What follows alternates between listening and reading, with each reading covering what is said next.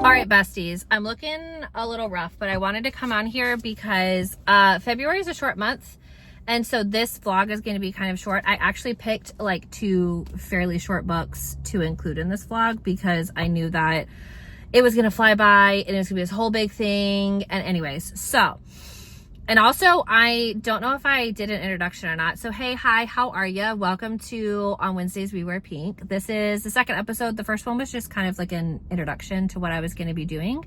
And then this episode is I actually read some books. So I'm going to talk about the one that I'm in the middle of right now, and then I'll talk about the one that I finished. So I'm currently reading Sprinkle with Murder, and this follows Mel and her friend. Oh my gosh, what is the A name? Nope. Actually, it's really cute. Angie. So Mel and Angie opened up a cupcake bakery. Oh my God, why am I like this? So they opened up a cupcake bakery, and their really good friend Tate like invested in it, and he's getting married to this like woman we don't like. Her name's Christine, and Tate's like, I really want my friends to be able to do the cupcakes for our wedding, blah blah blah blah. And she's like, okay. And she's like absolutely like bridezilla 1000%, right? And so she comes, she's like, I want all new flavors. I want this, I want that. And then Mel doesn't feel like she can say anything because, obviously like gonna marry one of her really good friends. She doesn't want to like mess up the water or anything like that. Doesn't want, you know, like there's a whole lot of stuff going on, right? Neither here nor there. I just got to the part where Christy is murdered, right? So she shows up to have a meeting with her the next day. And during that meeting, they find her dead. They find her dead. And I'm pretty positive it's going to turn to Mel and Angie kidnapping her. No, not kidnapping her. Oh my God. Murdering her because it, what do you call it? It has them as suspects already because the cupcakes were like right there, right? Because obviously toxicology and all that kind of stuff hasn't happened. This is a cozy, what is it? A prime crime mystery, but I'm thinking it's more like a cozy mystery. But I guess we're about to find out. I'm really enjoying it so far, and it's actually a series, so maybe I'll start listening to them on audio when I need like something kind of just like fun to listen to. So I'm really enjoying this one so far. All right, so let's talk about this other one that I read. So That Love by Gillian Dodd. This is the first Gillian Dodd book that I have ever read. And I was like really taken by the cover. Like I love the cowboy aspect of it. I liked that it was kind of short because I knew it would be perfect for February. And I was like, oh, this is a great way for me to be able to try a new author.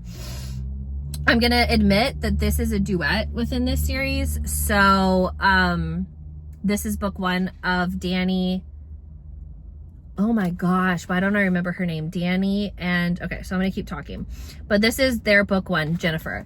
And basically it's a second chance romance because when they first met originally, Danny was married and had just had a baby, and he's like a rookie quarterback at the time, and they had like a really instant connection and they felt like they were soulmates. But like the big issue here obviously is the fact that he's already married and he didn't want to cheat on his wife, etc., right? So this is 15 years down the road. I'm getting a scam call, hang on. It's 15 years down the road, and he's getting a divorce from his wife. It's really ugly. She's actually like a hateful bee, and this whole situation, and they're able to like reconnect, right? So she is a Hollywood actress and he is still a quarterback for the Kansas City team, right? And so they're reconnecting. I really liked their reconnection.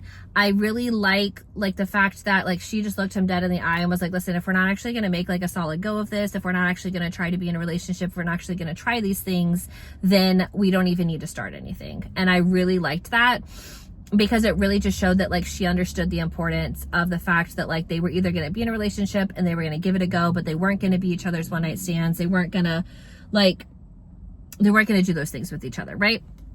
I didn't know that she wrote Closed Door, which I have no problem with closed door romance. Like sometimes like I'm really just in it for like the really romantic like love story, etc., right?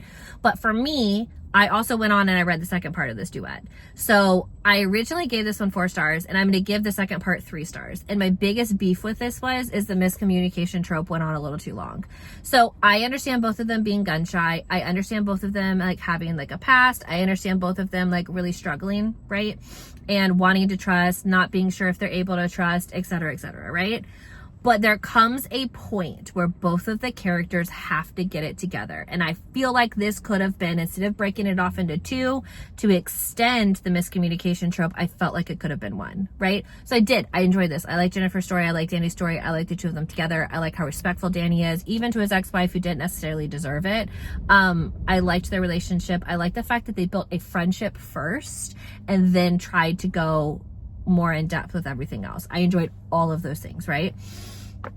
I just like, and I'm trying really hard to keep this at a 4-star because it's really the second book that deserves the 3. But just know going into this that it is closed door and that it, what do you call it? It's closed door. Oh my gosh, I know what I'm trying to say. And the miscommunication trope is a really big factor in this. Like the cliffhanger is a miscommunication, and that's a huge issue. And her ex does come back a few times, but as somebody who's kind of been the same situation as her with somebody that she dated previously that had an addiction, I understand how hard it is to like break away from that. But at some point, enough has to be enough. So that's my update so far. I'll be back to discuss my Cupcake Murder book, which is like just so funny to say, my Cupcake Murder book. And yeah, so that's where we are for on Wednesdays We Read Pink. So catch you in a little bit. Okay, besties, I am here to update you. I started A Gentleman Ought to Know by Jane Ashford. So this is my first Jane Ashford book, and it is a historical romance. I haven't read historicals in a while. I have been meaning to pick some up, and this year, like, I really did want to get back into my small town romance bag and then my historical bag. So definitely taking a step in the right direction. This is also author, like I said, I've never read from before. So another new to me author, which is exciting. So this follows Charlotte and Lawrence. And okay, Charlotte has 4 brothers, and I think she's like in the middle when it comes to birth order. So she's one of 5, only girl, 4 brothers. They're really like very highly protective of her, and they own like a breeding ranch where they what do you call it, horses. So they're really big on like, I'm sorry, Belle's sniffing over here and she's like stressing me out. Anyways, so they really focus on putting together like quality breeds and like selling horses to you know, other farms, other ranchers, people who are like really big into horse racing. So that's kind of like their main focus, right? So Charlotte spent, and this is actually like, obviously I got this because it has pink on the cover, but this is the 5th book in the series. So her other 4 friends, I believe, were married off in the first couple of books. So she's the only one left, and she's kind of quirky. So like, you know, she goes to London for like the season to find someone to marry or whatever, and it, you know, doesn't work out. She comes home. She's not really stressed about it because like she doesn't really care if she gets married or not, which really stresses her mom out, which I find very funny. But I digress. So what do you call it? So they meet. Lawrence is her brother Stanley's friend. Yes, her brother Stanley's friend. And he's here for like the hunting season, and he's staying at the house. And actually he is a duke and a marquess, if you will. And so he owns land and all that kind of stuff. And Charlotte kind of finds out some pretty interesting information about him, and the fact that his parents were like brutally murdered when he was 4 years old, and he was actually inside the wardrobe, which is the closet, when it happened. And, you know, he has like memories of it, but a lot of them like are repressed. So he kind of like just struggles with acclimating in society because he was raised by different caretakers, and, you know, all that comes with like never really like growing up in a loving home, right? So I'm enjoying this, right?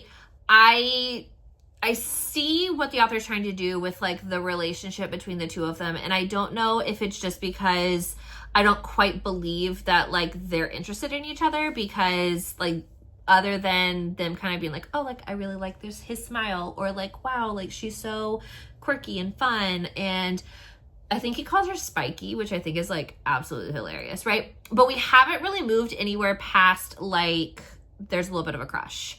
And right now, like, I'm in the portion where they've found one of his mother's like old rings, but like not in a place they expected to find it. And they expected to find it with the person that murdered his parents because like they hadn't solved that crime yet. They expected to find it with that person because it was taken on the night that she was murdered. So they're in the middle of this, like, they're trying to sleuth out like the answer to like what happened to his parents and then all that kind of stuff, right?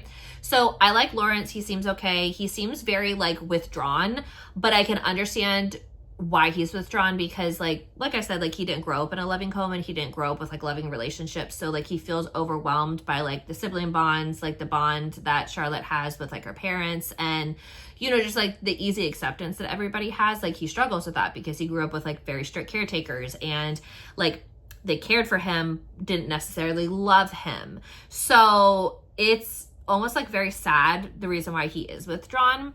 And then when it comes to Charlotte, like Charlotte is, like I said, like he calls her spiky. Like I would definitely say that she's kind of quirky.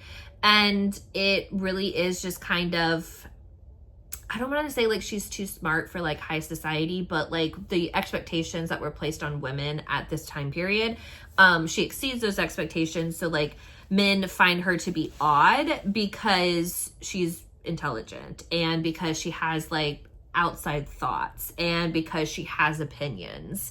So like the feminist in me is like, okay, but like what's wrong with all that? But of course men would find her quirky and of course people would think she's kind of spiky because like that wasn't like the standard behavior back then. So I am very much enjoying it. I don't know what I would rate it. It's anywhere between like a 3 to a 4 star right now. I am 154 pages in and there are 331? No, 317. That's the next book. So, I just wanted to actually come in and update you instead of just like binging all the way through and then trying to remember what I was going to tell you. Cause you know, I have a bad habit of that. But, I'm home and the pup and I, hang on, let me pick you up. The pup and I, oh, no baby. We are going to lay down and read. I've been fighting a headache for like a couple of days now, so I'm trying to like kind of manage until I can go to bed tonight and like hopefully break the headache cycle. Like we're not having a good time, friends. So that's all I got for you. I'll be back probably with an update to like end the vlog. Because I combined it, I'm gonna do 3 books total for like the episode 2 and episode 3. And then episode 4 will be like standalone in April, 2 books. So we'll get kind of back in the groove, but like I got, like I said, a little behind. We spiraled a little bit last month, but like we're definitely on the up and up. Okay. All right. So I'm going to go now. Thanks. All right, besties, we're back to update and to close this vlog out. So I am going to start with the bad news and then I'm going to slide in with the good news.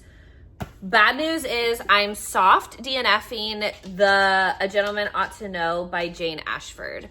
So I've been trying to think of like the best way to explain why. So I don't want to hold the vlog, right? Because I'm literally filming this on the day it's supposed to be going up. Let's start there, right? So that's number 1 reason. Number 2 reason is I don't believe that they're interested in each other because I get a slow burn, but I understand a slow burn in the sense that the characters are still attracted to each other and the characters like still want to be together. Like I don't believe like the relationship at this point. And I was like 200 pages in and we had just gotten to the scene where like the mom comes in, what do you call it? Charlotte's mom comes in and is like, oh, well, like, why are you and my daughter like in here together? Blah, blah, blah, blah, blah. Like kind of like giving him the business when like all they were doing was sitting there drinking tea. Now, another time, another like, you know, different set of society rules. I just, like the mystery was almost taken away from like the two of them trying to determine whether or not they wanted to be together. And I think that was the part that was bothering me the most of this whole situation. that's the first part. And then the second part, like like I said, like this is book 5. So maybe I would feel differently like if I had met the characters, and like I still feel like you can read these as standalones though. Like I still feel like the author is like intending like for somebody like me just to pick it up like on a whim, like read it. And I'm not saying it's like poorly written. I'm not saying that like it wouldn't be a good book, and like there's not plenty of people who've like enjoyed it. I just, for whatever reason, don't care about the love story in this book, which makes it hard to read a romance. So, like I said, I'm softy and effing for now. Maybe I'll pick it up at another time. Who knows? Maybe, like, if I can find an audiobook for it, I will enjoy it in an audiobook format. I don't really know. But as of this, like, I don't want to hold it because I'm trying to find a new pink cover. Like, these vlogs are going to be authentic and real, and like I just wasn't the biggest fan of this right now. And we all know that if you've been around for a minute, like, you know, I'm a mood reader, so like my mood can change and I could maybe pick this up in a couple months. We're not really sure. As of today though, no. Now, I was going through the footage and I realized I never circled back and talked to you guys about Sprinkle with Murder, which is the first book in a cupcake bakery mystery. So Melanie, when I left you, Melanie had just stumbled upon her best friend Tate's dead fiance, and her name was Christina. And Christina had like a lot of enemies, and Mel becomes the most likely suspect to have killed her because they kind of had, I was like a run-in, but like they didn't have a great relationship, and she was found holding one of Mel's cupcakes when she died. And they assumed it was from like some type of poison or like fast acting toxin. So they assumed it was like in the cupcake, and there was no real other, other type of like witness or anybody that could like help solve like the mystery. So then Mel and her friend Angie take it upon themselves to like solve the mystery because Tate is also being taken in as like a suspect, and like he's very deeply questioned. And so all of this is like really escalating, and it's this whole big situation. And it was such a cozy, like it really is like a cozy mystery, and I love that for me. It's a Berkeley Prime crime mystery, but I would definitely classify it as like a cozy mystery. And just so you know, like I have the next 5 books on hold at the library. I need to go pick those up. That's how much I really like this. It was like a 5-star for me, and like it's 5-star in vibes. It's 5-star in the fact that like I love an amateur sleuth. It gives me like Finley Donovan vibes, right? But she owns like a cupcake shop, and she's in love with her best friend's brother, who she doesn't think like knows that she exists, and she's living like her best life being a baker. And then all of a sudden like this horrific situation happens, and it just like escalates from there. So it is just funny to me. Like I have a pimple right there, so I have a pimple patch on it. One of the 4th grade girls gave me one. So anyways, but yeah, no, I loved this, and I thought it was super cute, and it was just like a very like fun read, I think is the best way to explain it. And yeah, so I love that we're ending this vlog on like a very high note, because I want everybody to love this as much as I did. So overall, not a bad vlog, right? Like we didn't find, we didn't have the best of times, but we didn't have the worst of times, and that's all that matters, right? So are you guys ready? You're gonna take a thumbnail pic with me. I like doing this in vlogs, I think it's fun. Okay, so thank you so much for watching. I hope you enjoy episode 2 and 3 of on Wednesdays We Read Pink, and I'm very excited. I'm gonna try really hard to pick like some bangers for next month, because I feel like I let you down in this vlog, but it's okay because we did find a new series that's gonna be really fun to read. So I'm looking over here because I have a couple of like books that I need to take back, and some other pink books that we need to see if the library has. So because I've kind of like turned in the reread pink covers into like a library challenge as well. So anyways, be sure to like, comment, subscribe. Let me know if you have any hot pink covers that you think that I should read in this series. I would definitely take it under advisement, as long as my library has a copy of it. And as always, besties, I'll catch you in the next video. Bye.